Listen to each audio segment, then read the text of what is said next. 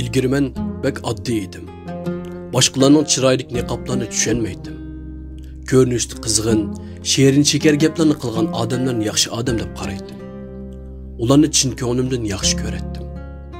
Ammo aldangandan keyin, azobning ta'mini tetigandan keyin odam ko'nglini oson tushungili bo'lmaydiganligini, yo'shirin putlashlardan saqlanag'ili bo'lmaydiganligini tushundim.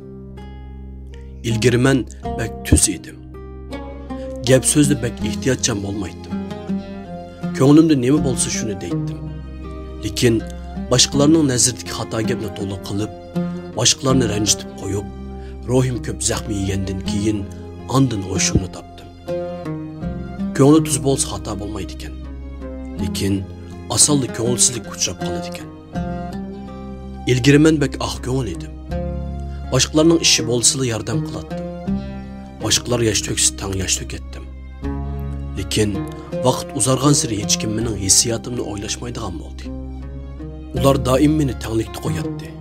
Men azoblandim va tushundimki, oq ko'ngillikda qarg'ularcha ish qilishga bo'lmaydi ekan.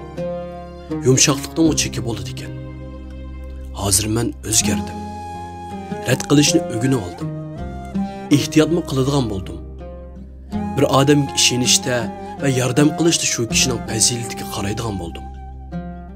Menga yaxshilik qilganlarga hasilab qayturadigan, mening izzitim bilan o'ynashganlar bilan qayt aloqa qilmaydigan bo'ldim. Hozir men oq ko'ngillikning to'van chekiga o'zgardim. Hech kim uchun o'zimga uvol qilib ko'rmayman. Yordam qilg'im yo'qlarni bevosita rad qilaman. Meni yaxshi ko'rmaganlar tarafidan qilingan munozirlarga ortiq gap qilmay, sukutni hammaning o'rniga dasitib, vaqtning haqiqiy ahvolini oshkorlashiga yo'l qo'yman. Jamiyat bir cho'ng rang o'zgartish edishiga o'xshaydi. U mening eng dastlabki qiyofatimni o'zgartdi. Siz o'zgarishni xohlamasangizmi, o'zgarishingiz kerak. O'zgarmasangiz, jamiyatga moslasholmay qolasiz. Qanchilgan kishilarning o'zgarishi amalsizlikdan bo'lgan.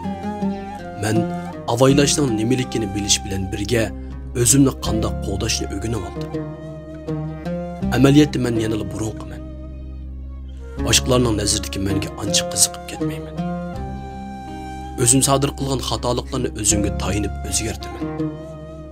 Boshqalarning qizg'inligiga uvol qilmayman. Yana o'zimga eng mos keladigan yashash usulini tanlayman.